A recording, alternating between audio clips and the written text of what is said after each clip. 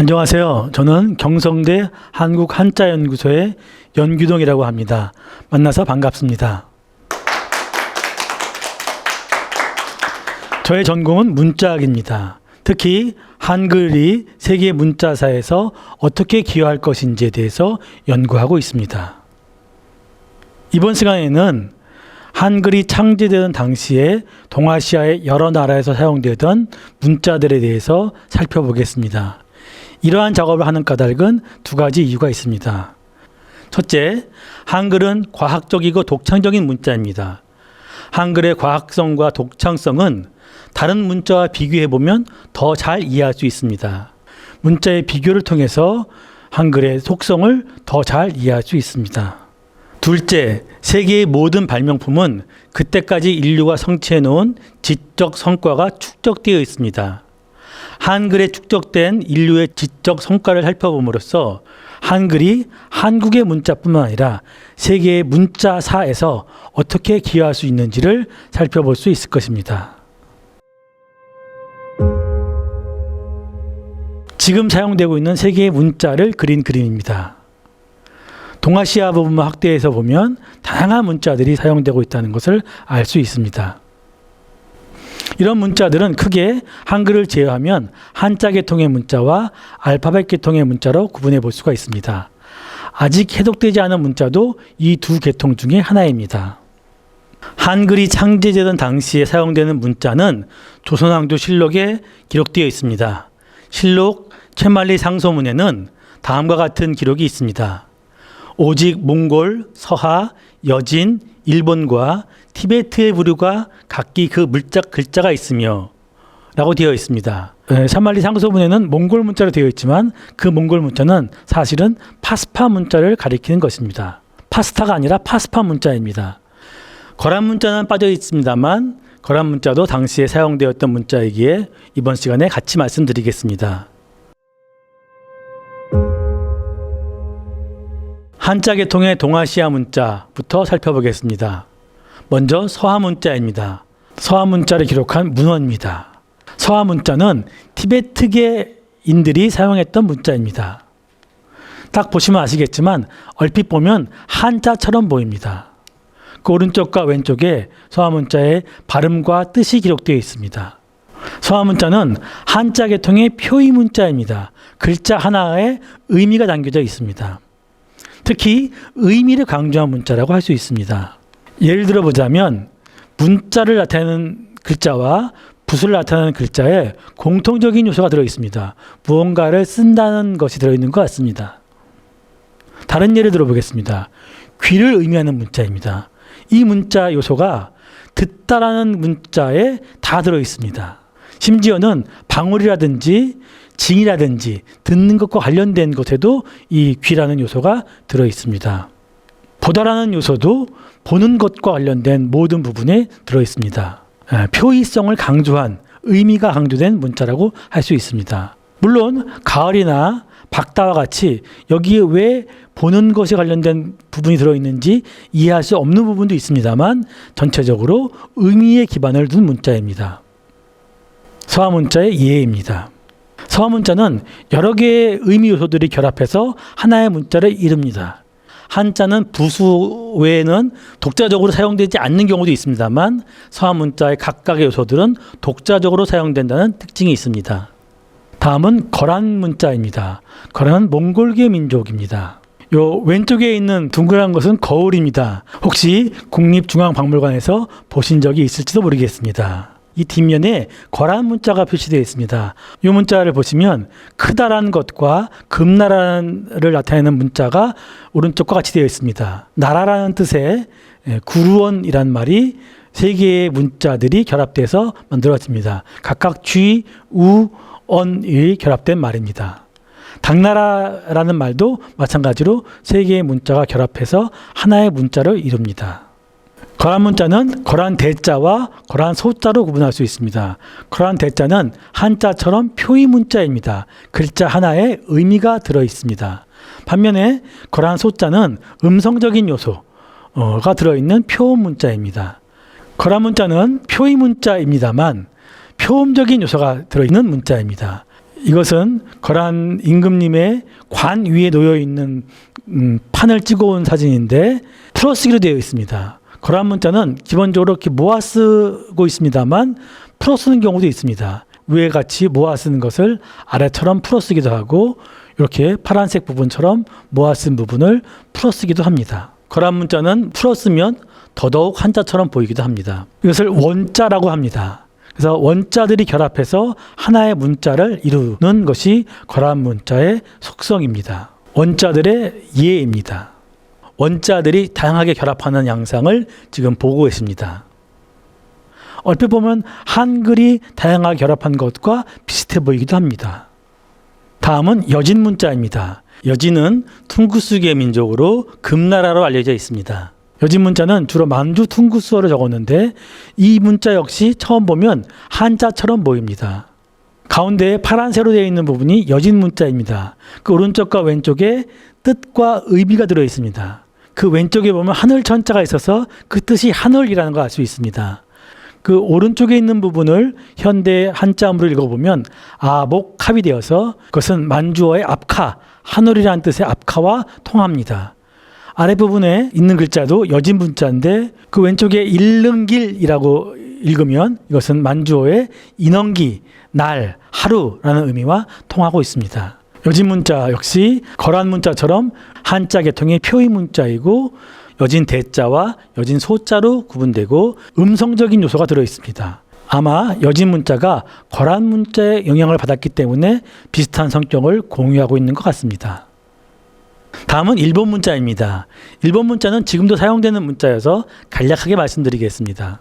일본 문자는 지금까지 살펴본 다른 문자와 다르게 표음 문자입니다. 하나의 글자가 하나의 음절을 나타냅니다.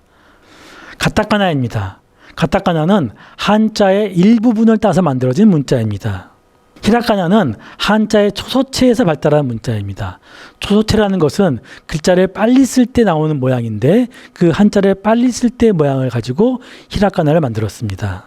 자, 여기에는 지금까지 말씀드린 한자계 문자를 하나에 모아놨습니다. 맨 위에 서아 문자, 그리고 거란 문자, 여진 문자, 그리고 일본 문자입니다. 얼핏 보면 다 한자처럼 보이기도 하지만 미묘한 차이가 있다는 것을 알 수 있습니다. 이제 동아시아에 사용된 문자 중에서 알파벳 계통의 문자를 살펴보겠습니다.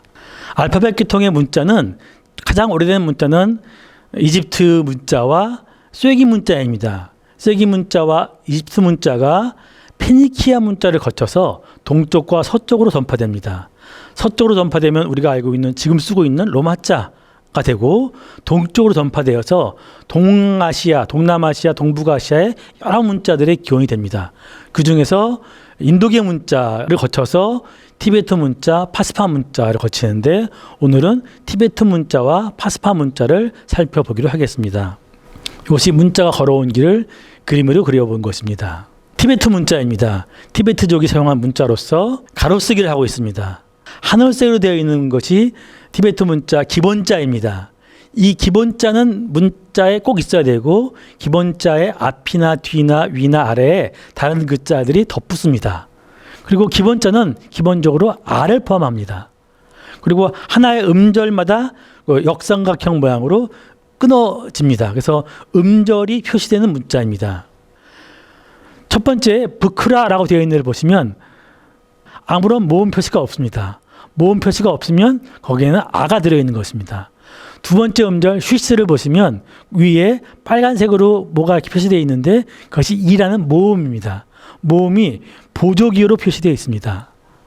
티베트 문자 인사말인데 좀 어렵게 느껴지겠지만 한번 보겠습니다.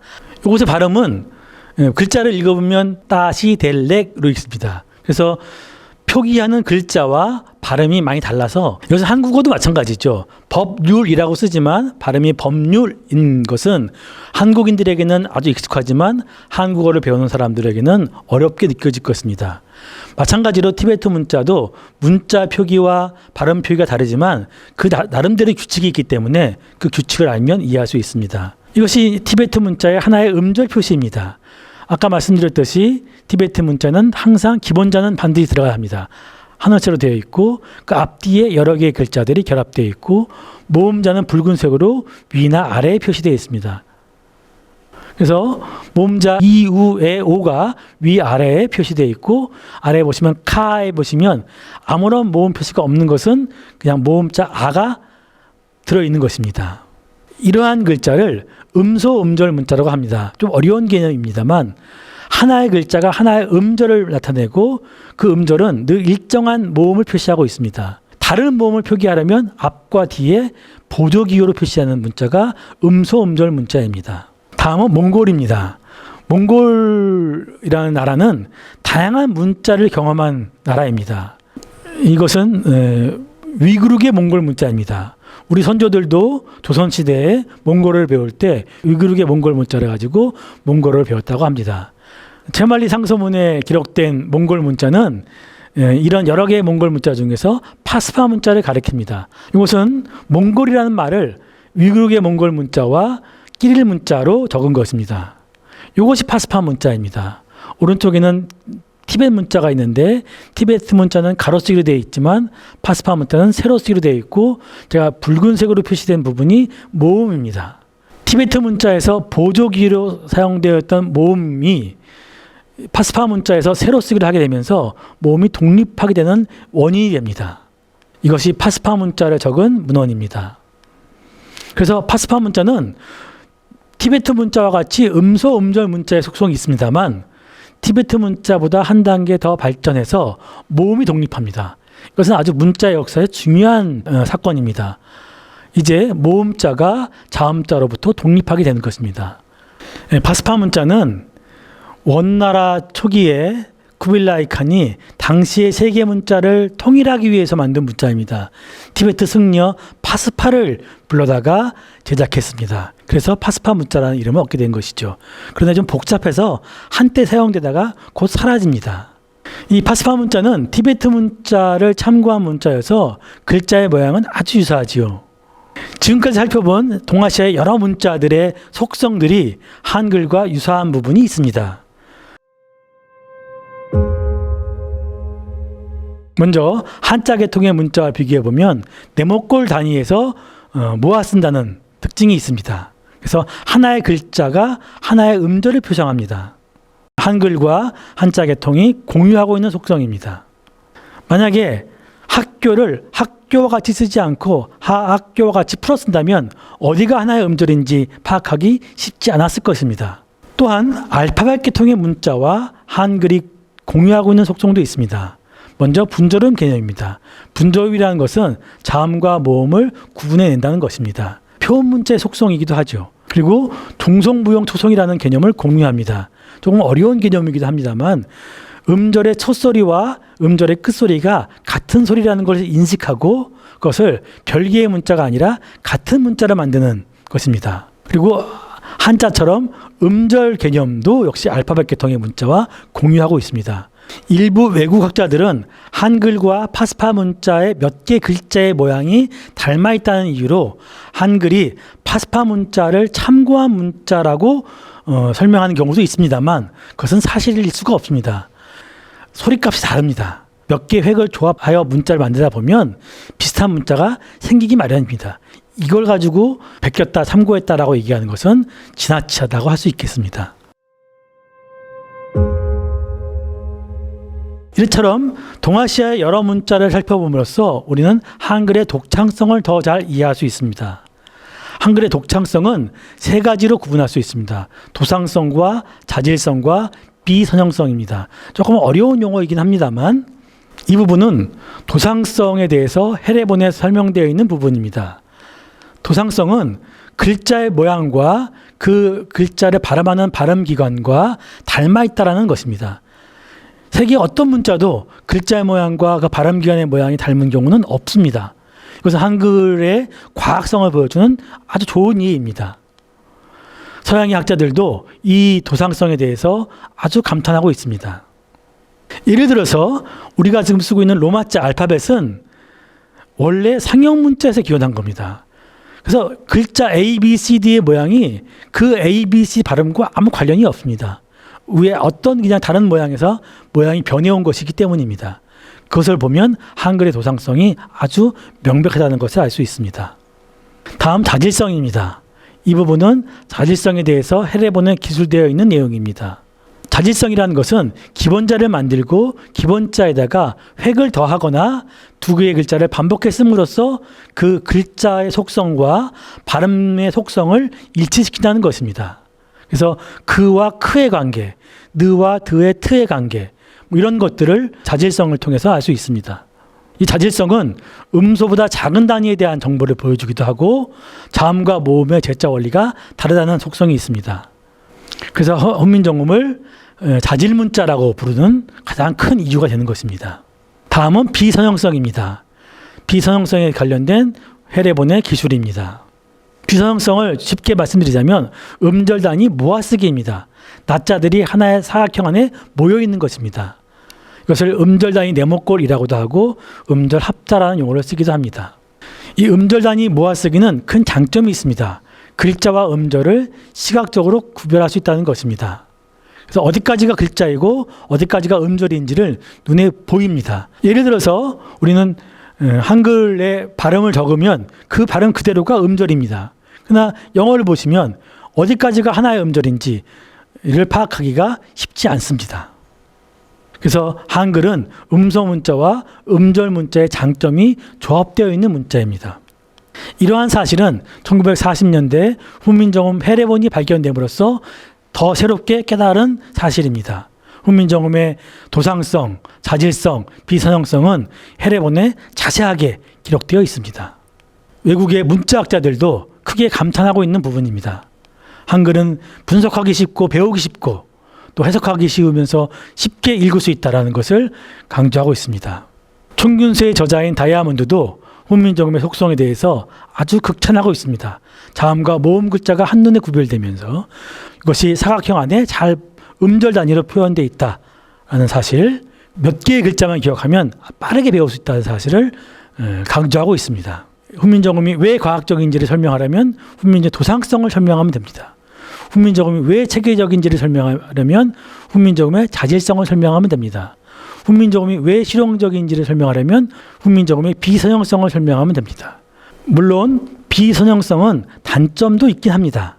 활자의 수가 많이 필요하다는 그런 문제가 있긴 합니다. 그러나 현대 컴퓨터 시대에 기계화를 하는데 그런 단점은 거의 극복되었습니다. 지금까지 한글과 세계 문자와의 관계에 대해서 말씀드렸습니다. 훈민정음의 도상성과 자질성과 비선형성을 통해서 훈민정음의 과학적인 면, 체계적인 면, 실용적인 면을 이해할 수 있었고 그것은 동아시아의 여러 문자들과 비교해 봄으로써 더 쉽게 이해할 수 있었습니다. 한글의 이러한 특징 때문에 세계의 문자학자들도 한글의 과학성, 체계성, 실용성에 대해서 감탄하고 있습니다. 여러분도 한글의 세계에 들어오시면 이런 매력을 느끼실 수 있을 것입니다. 지금까지 한국한자연구소 연규동이었습니다. 감사합니다.